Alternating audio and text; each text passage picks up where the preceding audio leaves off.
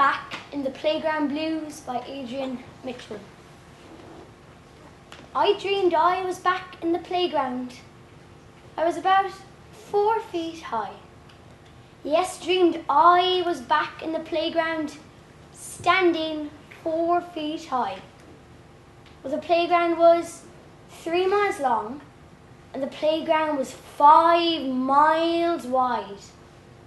It was broken black tarmac with a high wire fence all around.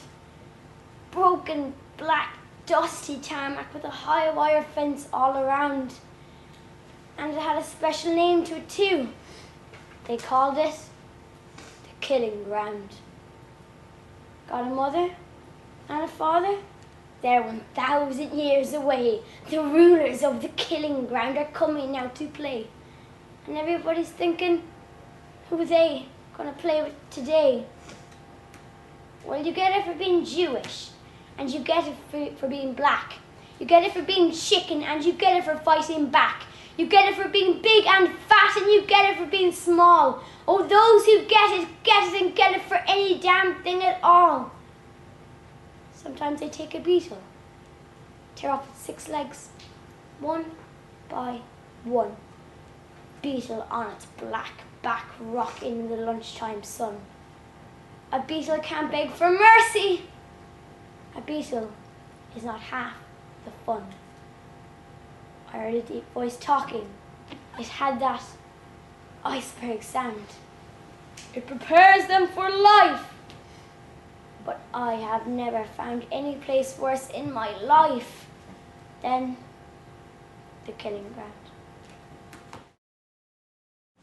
What the Doctor Said by Raymond Carver. He said, it doesn't look good. He said it looks bad, in fact. Real bad. He said, I counted 32 of them on one lung before I quit counting them. I said I'm glad. I wouldn't want to know about any more being there than that. He said, are you a religious man? Do you kneel down in forest groves and let yourself ask for help when you come to a waterfall? Mist blowing against your face and arms. Do you stop and ask for understanding of those moments? I said, not yet, but I intend to start today. He said, I'm real sorry. He said, I wish I had some other kind of news to give you. I said, amen. And he said something else I didn't catch.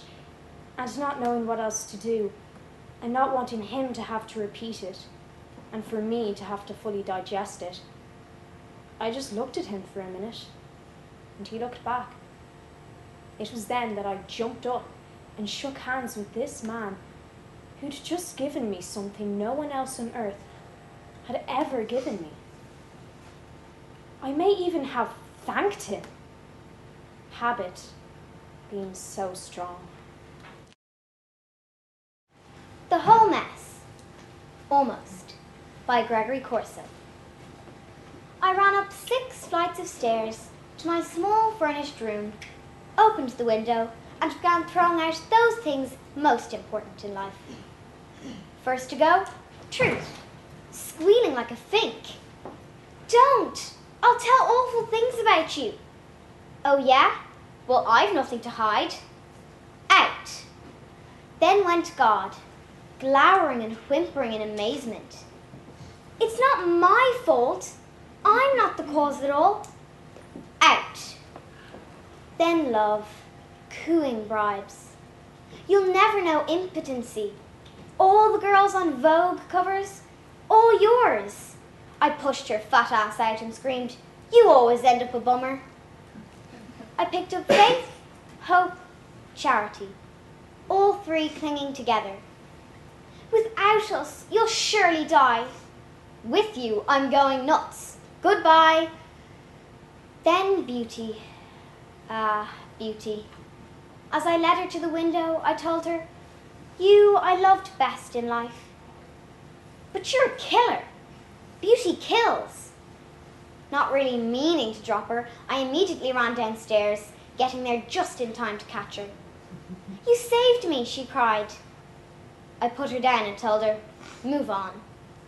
Went back up those 6 flights, went to the money. There was no money to throw out. All that was left in the room was death, hiding beneath the kitchen sink. "I'm not real," it cried. "I'm just a rumor spread by life." Laughing, I threw it out, kitchen sink and all, and suddenly realized humor was all that was left. All I could do with humor was to say, "Out the window, with the window." The Listeners, by Walter Delamere. "Is there anybody there?" said the traveller, knocking on the moonlit door, and his horse in the silence champed the grasses of the forest's ferny floor. And a bird flew up out of the turret, above the traveller's head, and he smote upon the door again a second time. "Is there anybody there?" he said. But no one descended the traveller. No head from the leaf-fringed sill leaned over and looked into his grey eyes, where he stood, perplexed and still.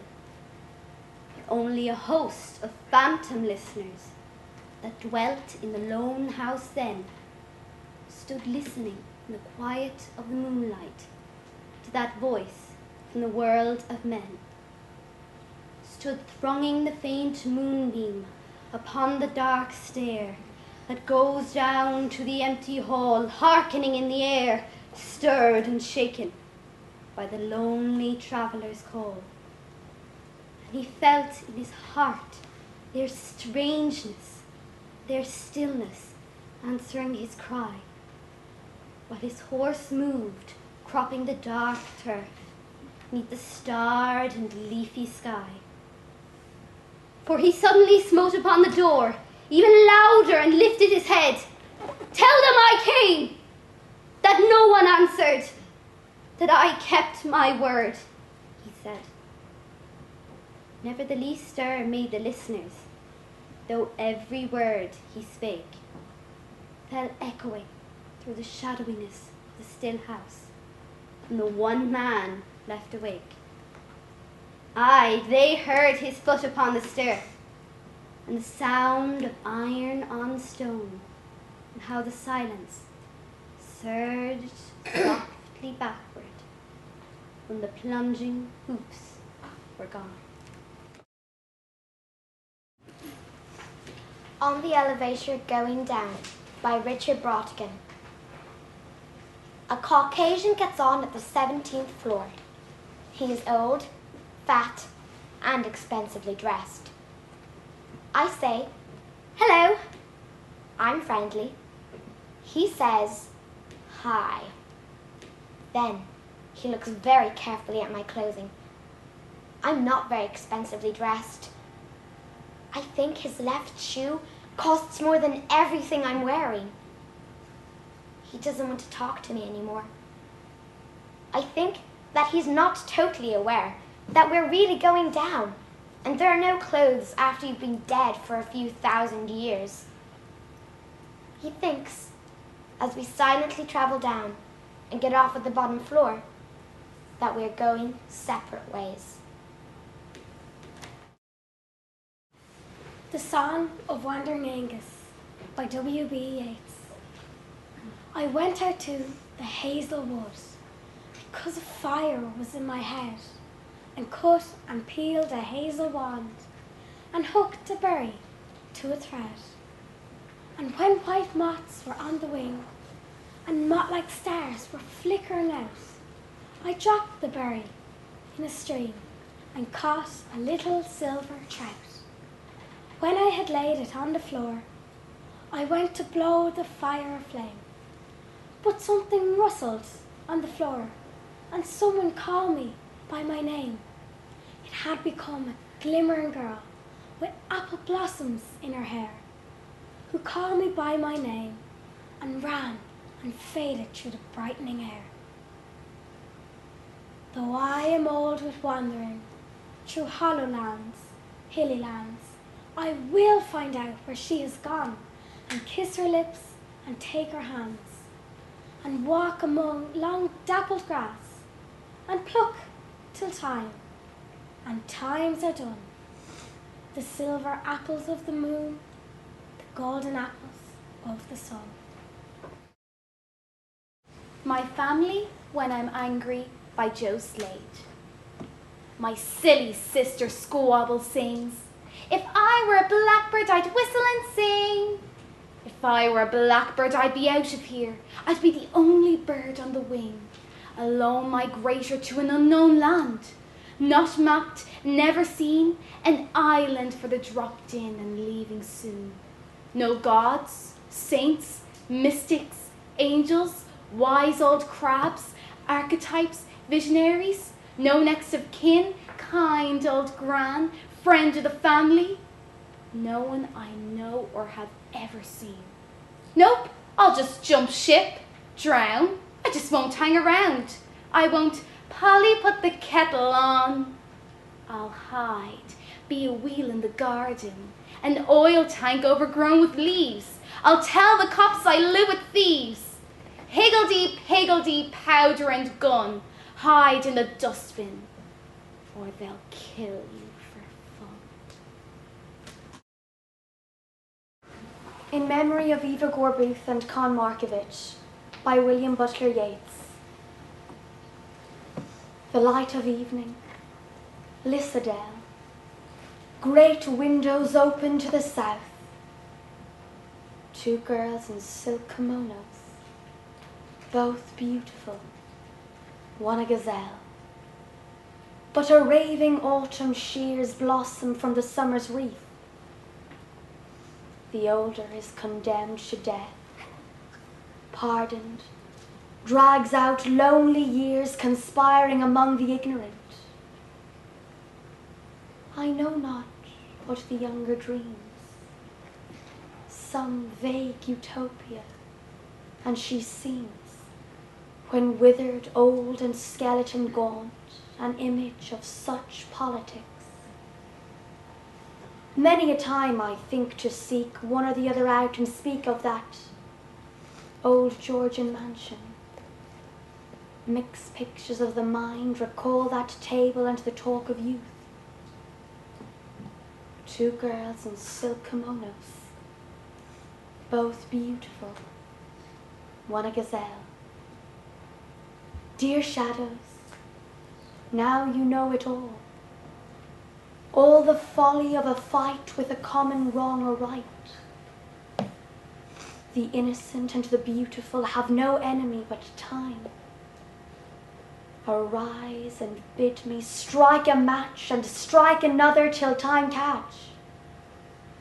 Should the conflagration climb, run till all the sages know that we the great gazebo built. They convicted us of guilt. Bid me strike a match and blow. A Cigarette in an Ashtray by Matthew Gedden. The barroom clock hands have almost stopped, caught between tick and tock, those partners in time. My life is in ashes. Wistfully, I watch my grey soul slipping guiltily out, going to join the gathering clouds above. I have lain untouched for some time, burning alone amongst the remains of former friends. No hand reaches out for me. Already I feel smaller, older, and strangely short of breath. I miss the ordinary, the flourish in the air, the regular kiss of warm, puckered lips, the fire in my belly, and the smell of you. My only wish, as I watch another cigarette being lit, is that they find some cure for this ending of life. Any minute now, the barman will call time. Clearances, Sonnet 3 by Seamus Heaney. When all the others were away at mass, I was all hers as we peeled potatoes. They broke the silence, let fall one by one, like solder weeping off the soldering iron. Cold comfort set between us, things to share gleaming in a bucket of clean water, and again let fall. Little pleasant splashes from each other's work would bring us to our senses.